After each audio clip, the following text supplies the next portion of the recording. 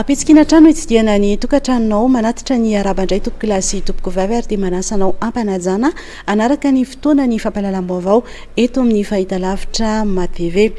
Ny ampy iraindray no namony ainy vokatry ny valan'aretina coronavirus ary tranga vaovao 80 no voarakitra ho an'ny omaly araka ny tatitra izay nataony profesora Anta Vilolotsina androany.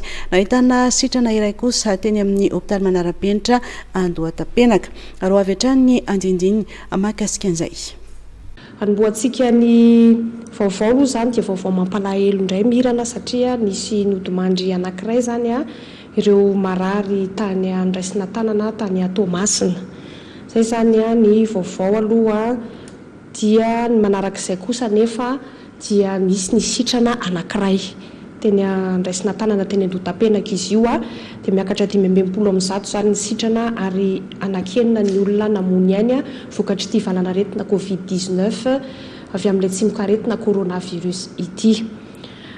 Ary ny manaraka indray dia tahaka ny mahazatra dia hoentina amintsika ireo tarehimarika vokatry ny fitiliana singa natao tao amin'ny nazahoany vaovao eto am-pelantanana dia avy amin'ny Institut Pasteur de Madagascar sy ny Centre d'infectiologie Charles Mérieux. Ny Institut Pasteur de Madagascar dia nanao fitiliana singa 750 nanao fitiliana izy ireo ny 750 avy eto Antananarivo ka nahitana tamin'ireo 750 voalohany ireo dia nahitana tranga vaovao 20 ka ny 710 amin'izy ireo dia avy eto Antananarivo ary ny 3 dia avy tany Moramanga. Ny laboratoire mobile ny Institut Pasteur de Madagascar tany Toamasina dia nazahoana valiny 220 tranga vaovao nitondra ny tsimok'aretina coronavirus zany tamin'ireo fitiliana singa 80 natao tamin'ny fakana singa 80 natao ny 710 avy any Toamasina ary ny 5 avy any Fenerivo Atsinanana. 240 zany ny fitambaran'ireo tranga vaovao voatily nahitana ny tsimok'aretina coronavirus avy amin'ny laboratoire Institut Pasteur de Madagascar. Avy amin'ny laboratoire Centre d'infectiologie Charles Mérieux ihany koa dia nazahoana zao valiny manaraka izao. Raika amin'ny fitopolo ny totalin'ny fitiliana fakana singa nataon'izy ireo ny 30 dia fitiliana atao teto Antananarivo dia nahitana tranga vaovao anankivalo tamin'ireo fitiliana 30 ireo. Ny 170 dia fitiliana fakana singa zany natao tany Toamasina dia nahitana tranga vaovao anankifolo zany hoe 20 ireo tranga vaovao nahitana tsimok'aretina coronavirus raha avy amin'ny fitiliana nataon'ny Centre d'infectiologie Charles Mérieux.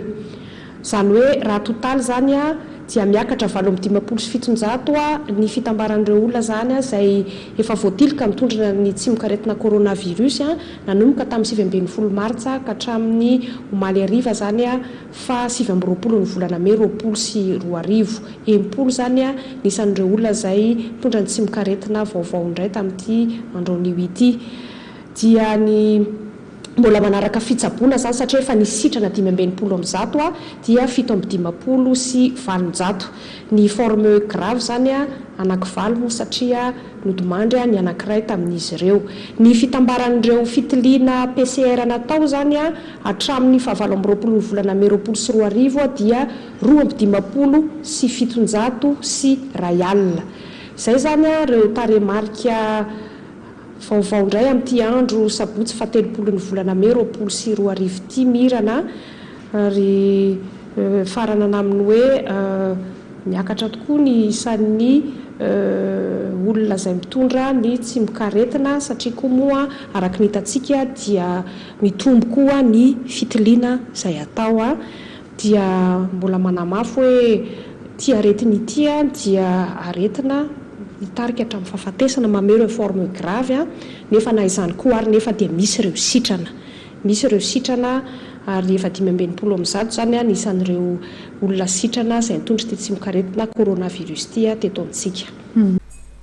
Andrasana moa ny fanambarana ataon'ny filohan'ny Repoblika Andry Rajoelina raha ampitso mikasika an'ireo fepetra ara-pahasalamana miatra indray eto amin'ny firenena. Efa fantatra kosa fa nitarina ho 12 andro indray ny mehana ara-pahasalamana araka ny filan-kevitry ny ministra androany. fa izy sidina manokana kosa apody ireo Europeana sy Frantsay mbola adino eto Madagasikara amin'ny voalohan'ny volana Jona ho avy izao araka ny namarany masovo Frantsay eto Madagasikara amalona ny fiparitahan'ny coronavirus tokoa dia tsy mitsahatra ny mandray fepetra ny fitondram-panjakana Frantsay iarovana ireo olom-pireneny fanariadina Lovaka Manantso. Naplaza ny masovo Frantsay miasa eto Madagasikara fa izy sidina manokana iarahana amin'ny Air France aka ireo teratany Frantsay ny voalohan'ny volana Jona ho avy izao. Sahala amin'ireo sidina teo aloha dia atao lahara-pahamehana ireo teratany Frantsay sy Europeana misy aretina amin'ny taiza. Araka ny fanampim-panazavana ny mena dia efa feno io sidina io ankehitriny satria efa mahatratra 700 ireo mpandihy avy eto Antananarivo anainga ho an'ny Fransa amin'io fotoana io. Misy ekipa ahitana mpanampy avy amin'ny masovo Frantsay anatrika ny vato amin'io fotoana io mandritra ny fotoana fiaingana. Nandray fepetra ny ampiaton'ny sidina nabakabaka iraisam-pirenena ny fitondram-panjakana malagasy ny 20 Martsa 2024 lasa teo manoloana ny fiparitany coronavirus. Tokony haharitra hatramin'ny 12 Jona ho avy izao zany fepetra izany. Nanomboka tamin'io datin'andro io dia miara-miasa akaiky ny masovo Frantsay miasa eto Madagasikara, ny Air France, ny Air Austral ary ny Air Madagascar ahafahana mikarakara sidina manokana na ahafahana napody teratany Frantsay amanarivony izany. Ary ao ato anatin'ity horonan-tsary manaraka ity kosa ireo trangam-piarahamonina samihafa izay tsara ho fantatra indray ao amin'ity androany ity. Nigazana tao amin'ny komissarian'ny boriboritany voalohany CSP 1 tetsy Analakely ny Henakisoa Ray sarety nalaina teny Anosibe mety namidy eny Analakely ity sarety nitondra eny ity no tratra ny polisy manao fandamin'olon-tsotra noho ny fanaova tsinotsinona ny fahadiovana ao anatin'izao vanim-potoana misy arety mifindra mahafaty izao no antony nanagazana ny ena tafatsoaka ny tompon'ny sarety voatazona kosa ny tompon'ny ena. Akoatra ny tsy fanajana ny fahadiovana dia mbola naniratsira sy nanivateva ampitandro filaminana ihany koa ny tompon'ny ena izay notazominy polisy. Zazavariry na albinos miankapeo ny tambazotra ny olona manana fahasembanana ny réseau malgache du handicap mitaky anaovana fanadihadiana lalina momba ireo tranga mahakasika fangalarana zazavariry na albinos niseho tany amin'ny faritra Atsimo andrefana sy faritra Menabe ny filoha Antsy Andriamatoa Faliery Razafindrakoto hatramin'ny volana Janoary 2024 no mankaty dia nahatratra 5 anisan'ny tranga anarahana fangalarana masonjaza akoatra ny olana navanandro efa iainan'ireo zaza albinos na variry no ity toetenany ity dia tandomindoza isan'andro izy ireo ka manao fanairana ny tambazotra. Loza-pifamoivozana ihany koa namoy ainy vokatry ny loza-pifamoivozana tranga tany Moramanga ny vehivavy iray avy naka vola fisotrondro nono ny alarobia lasa teo. Nianjera avy eny ambonin'ny siklôbosy ity vehivavy ity ka tafasitrika tao ambanin'ny fiarabe iray ny fanena taminy sy voahosiny kodiarana ny lohany ka dia nitarika avy hatrany amin'ny fahafatesany.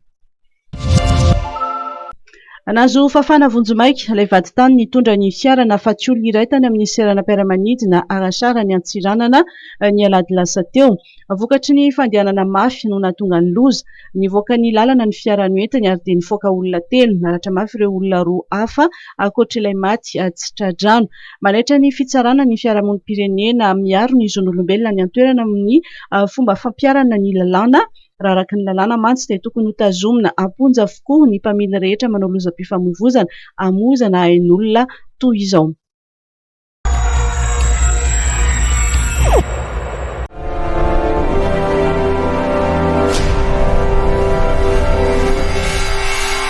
Pour vos travaux à risque, éliminez le danger. Équipez-vous de la tête aux pieds avec la gamme de protection individuelle Secure Plus. Respectant les normes de sécurité de la personne et adapté aux besoins du quotidien. Disponible chez Batimax. Batimax, la qualité au meilleur prix. La fomba vao hafa mihitsy kosa indray ny firaisamonim-pirenena dia namoaka fanambarana ny raisana mikasika ny volavolan-dalàna momba ny tany manana sata manokana kasitrahan'izy ireo ny ezaka natao ny fitondram-panjakana tamin'ny nanombohana ny volavolan-dalàna saingy takin'izy ireo ny anemorana ny fanolorana sy ny fandiniana izany eo anivon'ny parlementa vola ravoavy sy tsiry rakotoarsan miantso ny gouvernemanta mba hanempotra ny fametrahana ny volavolan-dalàna mikasika ny tany manana sata manokana eo anivon'ny parlementa ho amin'ny fotoana aorian'ny famaranana ny fioboana sy ny fankakefitra ifotony ny firaisamonim-pirenena tao anatin'ny fanambarana ny raisana navoakan'izy ireo omaly nambaran'izy ireo fa ny fanoratana ny fitsipika amin'ny famoronana ny fitantanana sy ny fanaramaso ny tany manana sata manokana dia tokony hanaovana fivorimbe ny olom-pirenena mpiantsetra sy ny monina eo anivon'ny vondrom-bahoaka itsinjara-pahefana noho ity volavolan-dalàna ity hiatra amin'ny faritra rehetra ny komuna ny fokontany. Ny fametrahan'ny gouvernemanta ny volavolan-dalàna amin'ny fivoriana voalohan'ny fahefana mpanao lalàna amin'ny taona 2024 ity na dia eo aza ny fepetry ny fiboahana noho ny arety mandripaka COVID-19 dia mampandamoka ny fahatanterahany fandriana sy fitsinjovana io satria tokoa ny fokon'olona manerana amin'ny faritra 2020 eto Madagasikara dia tsy manana ny fitaovan-tserasera avolenta ilaina mba amin'ny fanoloran-kevitra ao anatin'izao fotoana sabady izao. Nosoritany firaisamonim-pirenena fa ny votoantony volavolan-dalàna momba ny tany manana sata manokana dia hiatraika amin'ny fampivoarana ny firenena amin'ireo sehatra stratejika toy ny fiarovana ny tontolo iainana, ny fambolena sy ny fiompiana, ny jono, ny harenan-kibon'tany, ny fizahan-tany, ny angovo.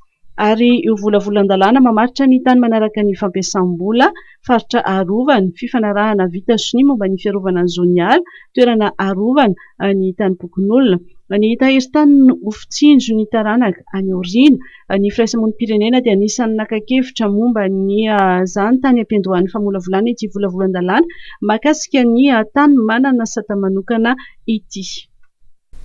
Lalàna manome an'ireo mpanjanaka no mbola miatra amin'izao fotoana izao momba ny fananan-tany hoy ny avy eo anivo ny sehatra iombonina ny fananan-tany na ny sifa nambarany fa manan-danja lehibe amin'ny fampandrosoana sy ny tantaram-pirenena io volavolan-dalàna io antony izay ilaina ny fankakevitry ny olom-pirenena sy ny vondrom-bahoaka itsinjara-pahefana fanampanazavana avy hatraty. Efa tokony tany amin'ny 2005 izy ity no vonoana tao zao tsika ty amin'ny 2020 fotoana zany le lalàna tsy mety mivoaka. Inona moa io lalàna io dia milaza ny fampifandraisana ny fomba fahazahoana tany sy ny fomba fampiasana ny tany. Ireo zany ka raha ivererana amin'ny tantara dia tamin'ny andro natokana amin'ny frantsay teto dia napetra ny domaine sy ny topo hikarakara ny voanjo azahoany voanjo ny kitaka tsy ny raha izay gasy moa zany sy malagasy afaka ny fitenenana fa ny azahoany le voanjo hamelo maso ny arena tany ivelany ka tsy navelany hita amin'ny malagasy ilay hoe fanajariana na fomba fampiasana ny tany satria mazava be fa hanambaka Madagasikara ny tanjony fanjanahantany dia hatramin'izay dia nanara-davahana sy rehetrarehetra raha vao miresaka fananan-tany dia titre certificat foncier izany hoe ny resaka fitompona ny tany fa eo amin'ny fampiasana ny tany dia korotana izay zany mazava lehibe ty fandrindrana zany hoe famerenana ny tantara hatramin'ity voan'ity texte ty ka tany amin'ny taona 1970 dia tsy misy mihitsy fijerena zany hoe tany fahaleovan-tena tsy misy fijerena ny atao hoe fikarakarana ny fampiasana ny tany teto Madagasikara fa zany plan motivady zany no mikasikasika. Anisan'ny contexte anankiray natokany rehetra koa hoe tena ity raha eo izany ny fipetrana dia aleo tena alaina ny hevitry ny tany amin'ny transition tany amin'ny tadidinay tsara tamin'izany transition 2009 jusqu'à 2013 niakatra be to anakapaha-computer tamin'ny fitondrana rajonany mampianana be dia be conflit foncier zany dia au détriment na eo olona mare foana zany le fotony foana ny voa zany ary tsara mampafantatra antsika fa ny lalàna fananantany nanomboka tany 2005 dia nakatoa ny fipetrahana amin'ny tany hoe fiverana sara fa tokony dia nefa misy magistrat sasany any anatin'ny internet milaza hoe raha tsisy titre dia tsy tokony zany rehetrarehetra zany zany anisany tokony handraisan'ny citoyen anjary momban'ny fanambarana moa gouvernement hoe avereno aminay nosy malagasy dia aminay zany fomba fijery dia hoe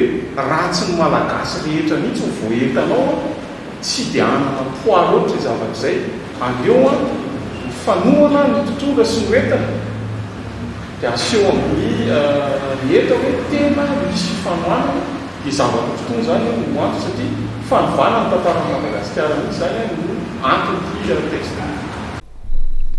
Nanao fitsidiana teny amin'ny Bany Ivato omaly ny Premier ministre Tsay Christian sy ny ministra ny fianovam-pirenena ny jeneraly Rakotonerina Richard nitsidika ireo mpianatra ao manambonahitra mpanamory fiaramanidina andiany fa 520 izay manaraka fiofanana eny an-toeran'izy ireo. Vola Ravoavy Sitsiry Rakotoarson.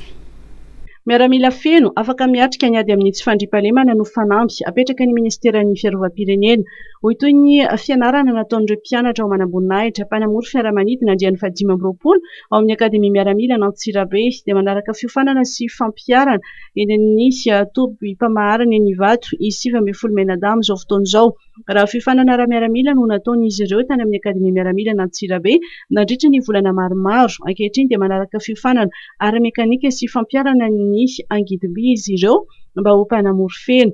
Omaly zoma fa 20 ny volana May dia nitsidika azy ireo ny Premier ministre Tsay Christian sy ny jeneraly Rakotonerina Richard ministra ny fiarovam-pirenena. Nandritra izany dia nanome torolalana sy toromarika ny rarosoa azy ireo ireto tompona andraikitra avy amin'ny gouvernementa ireto. Maritra 2 volana ny fiofanana raisin'izy ireo eto ary ao aorian'izay dia iverina anio ny fianarana any amin'ny akademia miaramila n'Antsirabe indray izy ireo.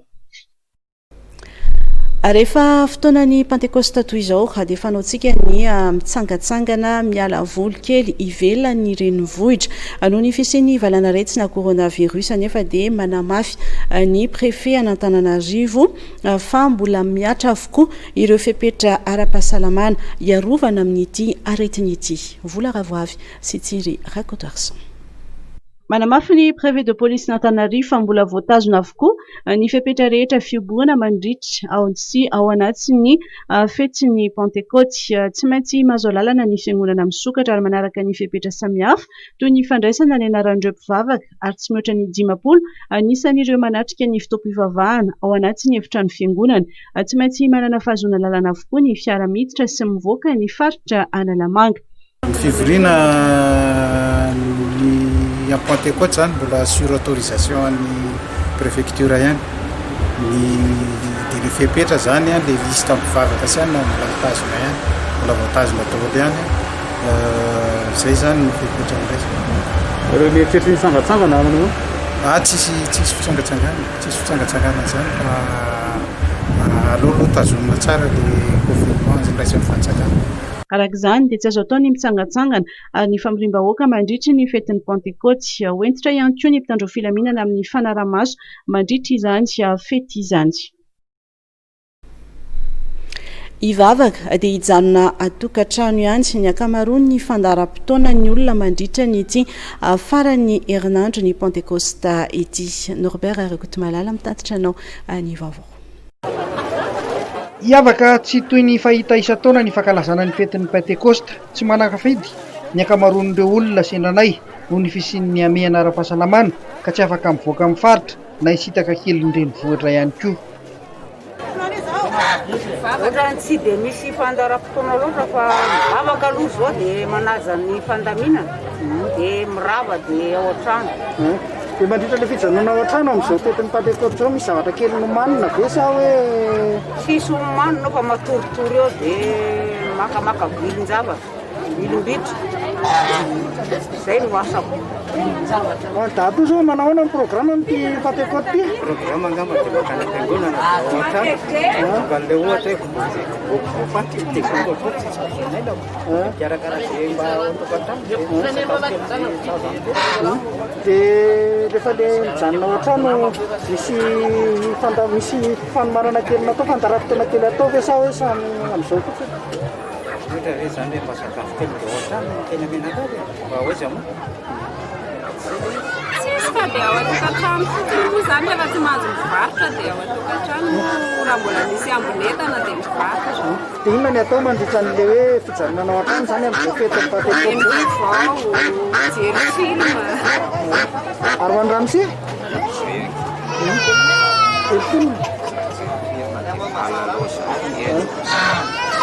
Tsisy programme manokana homanina hoe zatra antevoaka nefa tsy afaka anao mijanonjanona ao an-trano izy zao a.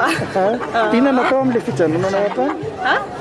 Tsy mety samy mipetrapetraka mijery télé ohatraohatra izay sisa. Tsisy fandaram-potoana iarahana am-pianakaviana hoe nomanina. Daholo. Misedra orana kosa ireo mpanamory fiarakaretsaka noho ny tsy fisian'ny mpanjifa amin'izao akatoky ny fetiny pentekosta izao. Mitaraina araka izany izy ireo satria ny fidiram-bola isan'andro mihitsy novo mazava ho azy misy fiantraikany amin'ny farim-piainan'izy ireo izany. Fanaliajina Lova Ramanantso. Amin'izao akatoky nisy fetin'ny pentekosta zao dia mitaraina ireo mpanamory fiarakaretsaka noho ny tsy fahazotoan'ny mpanjifa mandeha taksi. Vokany mitotongana nisy fidiram-bolan'izy ireo sy ny farim-piainany amin'ny ankapobeny mihitsy. Raha toa ka mahazo mpanjifa ray ary dia efa zava-dehibe. Araka ny nambarany Raherin-Jatovo Arson Jacob, mpanamory fiarakaretsaka, mpikambana ao amin'ny vondron'ny taksi matianina na VTM. Eo amin'izay fiatroro izay indrindra no tena inisan'ny olana satria ao anatin'ilay tapakandro izay nomena hatramin'ny iray indray ara misy tsy mahazo olona mihitsy mandritra ny ray andro. Isan'ny mampiahoatra ny mpandeha taksi ny fiparitahan'ny coronavirus. Nanamafy anefa ny mpanamory fiarakaretsaka fa efa mandray fepetra hiarovana ny fahasalaman'ny mpanjifa. Ny fiarovana ny fahasalamana moa zany dia manaraka n'ilay fenitra efa napetraky ny fitondram-panjakana dia ny aminay taksi mantsy hoe olona telo ihany ny azo entana dia telo ihany zany ankoatran'ny chauffeur olona efatra ihany zany tokony ao anatin'ny taksi anankiray. Raha mihoatra izay zany dia efa mihoatra ny lalàna ka tsy mety. Dia ny mpandeha koa dia efa araka ny efa ilazana raha vao tsy mitondra kasibosy izy dia efa tsy afaka miditra ao anatin'ny taksi. Dia izay ilay fandraisana ny fepetra momba ny ara-pahasalamana izay zany no atoran'ny tsirairay. Manomboka eto moa zany efa manao an'ny désinfectant foana ny chauffeur taksi tsirairay amin'ny fandraisana ny poignet sy ny sisa. Tato ato dia tsy tratra ny vola maty tokony aloha amin'nisy tompon'ny fiara. Tsy maintsy miroso amin'ny marimaritra iraisana araka izany rotonta manoloana ny zava-misy. Mangataka amin'ny fitondram-panjakana ireo mpanamory taksi mba hitarina hatramin'ny 4 na 5 ora ny ora iasan'izy ireo. Hiaran'ny fahasahiranana tokoa izy ireo etsy andan'izany, misy ireo izay tsy mbola nahazo fanampiana hatreto. Ratsy kosa ny tsena tsy manambola ny olona hoy ireo mpivarotra akoho amam-borona amin'izao akatoky ny fetiny pentekosta izao. Antony ireo mpivarotra dia noho ny fisian'ny aretina coronavirus. Angom-baovao Norbert Rakotomalala. Tazamy fotsiny ary mitobaka eny an-tsena ny akoho amborona amin'izao akatoky ny fetin'ny pentekosta izao. Sara raha mahalafo akoho ray ao anatin'ny tapakandro, raha nalafo akoho 10 isan-taona mialohan'ny fety toy izao ireo mpivarotra. Vidina be ny prix. Manambola ny olona. Mahalafo firy eo nareo zao anatin'ny amin'izao akatoky. Fa tonga any amin'ny ray. Anakora be indrindra. Ny fetin'ny pentekosta izao manao ahoana ny vidiny ary? Ora be mihitsy. Mahazo gana 2,000 sy ray alina. Inona no tena mahatonga ny olona hoe tsy tonga amin'ny tsena zany amin'raha ohatra hoe isan-taona ny akoho sy ny vorona tokony handeha. Ilay fidiram-bola mihitsy mihena. Tsisy vola ny olona amin'ny ankapobeny. Satria ny fety izy alohan'ny pentekosta ary ny entana mity nefa ny maharaka ihany nareo mahita. Tsy dia mahita loatra amin'ny lalana akoho angalana azy mbola tsy misokatra. 5,000 sy ray miandry. Dia inona no tena misy betsaka ve mividy sa hoe amin'izao fety pentekosta zao? Tena ohatran'ny tsisy mpividy mihitsy tamin'ity taona ity. Zany inona mahatonga an'izao raha fijerina azy? Raha fijerina azy ohatran'ilay korinavy mihitsy no mahatonga anazy. Zany fa ny vidiny nefa ny azo hifinan'ny olona ihany. Tena mora. Mahalafo firy zao ndray ihany? Tena hatramin'izao zao mbola tsy nalafo. Nefa isan-taona raha ohatr'izao tokony efa ohatrany ahoana? Efa mahalafo 10 ohatrany izany. Efa mivarotra mora zahay, ireo mpivarotra fa ny olona mihitsy no tsy manam-bola. Manapitrotraka ihany koa ny fotoana izay vofetra ihany no ahafahana mivarotra. Manomboka eo amin'ny 7 ariary ny vidin'ny akoho ka hatramin'ny 2 alina ariary, eo amin'ny 5 alina ariary kosa ny gana raha mahatratra 5 alina ariary ny gisa. Afaka 3 volana dia hitsanganao amin'ny fokontany Mimapanga komini Masindray ny CSB1 vaovao. Totosa omaly ny ady fototra momba n'izany fototra afitrasa izany efa vonona avokoa ireo fitaovana ilaina amin'ny asa fanamboarana toy ny simenitra, ny briky sy ny vy. Trano fitsaboana CSB1 vaovao no atsangan'ny komina Masindray eo amin'ny fokontany Aminapanga. Vita omaly ny ady fototra teo ambany fiahin'ny ben'ny tanàna. Efa misy CSB1 ihany teo toerana, saingy efitrano iray ihany ary tsy ahafahana mandray mpiteraka. CSB1 no safidina natao eto amin'ity fokontany Aminapanga ity, azo lazaina centre ihany izy ity. Komina maromaro, fokontany maromaro no manodidina anazy ary lavitra vao tonga any amin'ny renivohitry ny komina any Masindray. Dia misy ara le olona milanja mihitsy no mandra-pahatonga any eo amin'ny 4 km/5 eto miala eto pahatonga any amin'ny renivohitry ny komina dia tsaroana hoe mijaly le olona dia anisan'ny safidianana nanaovana an'izao CSB izao. Ny fahasalamana koa moa dia sarobidy amintsika olombelona dia izay. Manana velarina 420 metatra tora-droa ity CSB1 ity ary isy efitra miisa 3 ho an'izay fokontany ao toerana dia zava-dehibe ho azy ireo ny CSB1 vaovao. Ny afaliponay moa dia efa ela izy ity no nangatanay fa tena faly tokoa zay ary makasitraka sy midera ny ben'ny tanàna na namezany anay an'izao fototrafitrasa. Efa vonona avokoa ny fitaovana ilaina amin'ny fanamboarana toy ny briky, vy ary simenitra.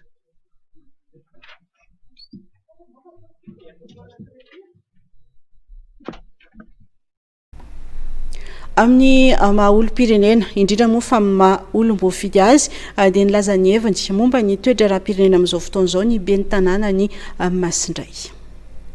Manentana ny vahoaka aloha zany ny zavatra misy aty aminay mba anaraka ny fepetra sy ny toromarika nomen'ny fanjakana ary ihany koa eto koa dia maneho makahery maneho fakaherezana mandreo mpitondra rehetra indrindra fa ny filoham-pirenena tarika antsika hiady amin'izany amehana ara-pahasalamana izany coronavirus izany. Reto mandozy io nefa ny zavatra hita misy koa ireo mpanohatra ny fitondrana manafangaro tokony tsy atako tokony tsy korontanina ny fandaminana omen'ny fanjakana satria hainy io tokony tsy atao kilalao ny hain'ny vahoaka fa manentana vahoaka malagasy mba anaraka ny toromarika no men'ny filoham-pirenena. Ivadika eo amin'ny lafiny fampianarana sy fanabeazana kosa indray isika efa vonona tanteraka ny Cisco Tanaville eo amin'ny fikarakarana ny fanadinam-panjakana CEPE sy BEPC. Nambaran'ny chef Cisco fa efa mipetrapetraka avokoa ny lamina rehetra, lamina ara-teknika moa izany fa ny fotoana sisa no andrasana. Fanadihadiana Norbert Rakotomalala. Na dia mbola tsy fantatra mazava aza ny daty anatanterahany amin'ny fanadinam-panjakana CEPE sy BEPC dia efa vonona tanteraka ny Cisco Tanaville. Efa mipetrapetraka avokoa ny lamina ara-teknika hoy ny chef Cisco. Ho an'ny fanomanana ny fanadinana 24 arivo, 24 arivo dia efa ela zany ny fikarakarana natao amin'ny resaka sujet sy ny rehetrarehetra. Efa miandry raha ny tena isa miandry ny daty sisitsika daty officielle anatanterahana ny fanadinana io satria ny anton'izay dia zao mety mbola iova izy io noho ny toetra raha misy amin'izao fotoana izao. Tsy fantatsika miankina amin'ny kabaran'ny filoha no ahafahantsika mahafantatra hoe arovina marina natao ny fanadinana.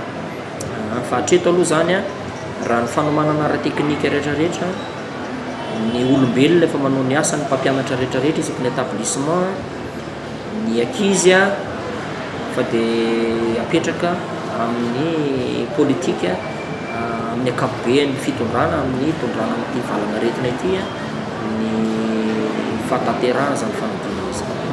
mahakasika ny eo amin'ny isan'ireo mpianatra mety hiatrika ny fanadinana kosa aiza ho aiza amin'izao ny fahafantarana raha nisan'ny mpianatra anatrika ny fanadinana dia mbola tsy tena nananay ny atao tanisa satria ny antony a nisy ny inscription natao teny anivon'ny centre d'examen ny école zany re inscription avany a no entina makaty aminay a liste des inscrits ampidirina anaty logiciel amin'izay fotoana zay rehefa tafiditra le izy a zay vao afaka manome ny atao tanisa mazava amin'izao fotoana zao mbola andalan'ny fangalanana izay atao tanisa rehetrarehetra zany ny atao tanisa isikona Antananarivo renivohitra. Araka izany dia manentana hatrany ireo mpianatra hiatrika fanadinam-panjakana CPES BPC ny Sisiko Tanaville mba hivonona hatrany satria ny fanadinana dia tsy maintsy hisy amin'ity taom-pianarana 24 ity araka ny nambaran'izy ireo. Ankalazaina rahampitso ny andro iraisam-pirenena ho an'ny tsy fifohana sigara sy tsy fihinanana paraky manoloana ny toe-java-misy ankehitriny amin'ny fisian'ny valanaretsy na coronavirus nefa dia fizarana arovava ao an'ireo mpianatra nala fanadinam-panjakana etsy amin'ny CEG Antanimena no nanamaria ny ministera ny fahasalamam-bahoaka nyity andro iraisam-pirenena ity omaly fanadiadina. 7.0 faingo 3.20 isanjato tamin'ny taona 4.10 ary 4.5 isanjato tamin'ny taona 12.10 nahitana fienany ny tao anatin'ny 10 taona ny tahan'ireo adolatsento 13 ka hatramin'ny 15 taona ny fokasigara teto amintsika naomby ny ezaka natao raha ny nambarany teo anivon'ny ministera ny fahasalamana. 7.0 faingo 3.20 isanjato dia raha nanao fanadihadiana indray ministera fahasalamana miaraka amin'ny OMS zany tamin'ny taona 20 teo zany faraparan'ny 20 dia niena be misy Madagasikara fona sigara satria ireo ankizy 13 ka hatramin'ny 12 taona izay nanao fanadihadiana tamin'ny 20 ireo lasa 7.5 isanjato no foka sigara. Zany hoe vao sensibiliser tsara zany ny ankitsika ny mpianatritsika ka dia tohizana foana izy dia zao zany nitan'ny ministera fahasalamana hoe aleo manome masika misy fiarovana amin'ny sigara sady miaro ihany koa amin'ny fivindran'ny tsy mikaretina Covid-19. Nisafidiny zara arovava ho an'ireo mpianatra ny ministera ny fahasalamam-bahoaka hoentina manamarika ny andro iraisam-pirenena ho an'ny tsy fifohana sigara sy fihinanana paraky amin'ity taona ity. Amena masika ohatray satria ny antony mbola misy koa lisy hafa zany mba zarainy ministera ny fahasalamana arakaraky ny fahafahan'ny ministera fahasalamana manao an'ilay izy to. Docteur Ravejoely Andriambelo Tafika Aurélien taleha niady amin'ny foana sigara sy fihinanana paraky ny finalaty fisasona dokotera Taba eo amin'ny nivon'ny ministera ny fahasalamam-bahoaka. Ny hoaviko banjiniko ny sigara alaviriko no soratra hita amin'ireo arovava no zaraina omaly misy 5.70 ireo mpianatra izay nisitraka izany. Dia izay ihany koa tompoko kilasy tompoko vavy no netiko nanakatona tanteraka ny fotoana ny fampahalalam-baovao tamin'ity alina ity mankasitraka anao izay nanaraka izany hatramin'ny farany mametraka ny veloma mandrapitafa indray tompoko kilasy tompoko vavy.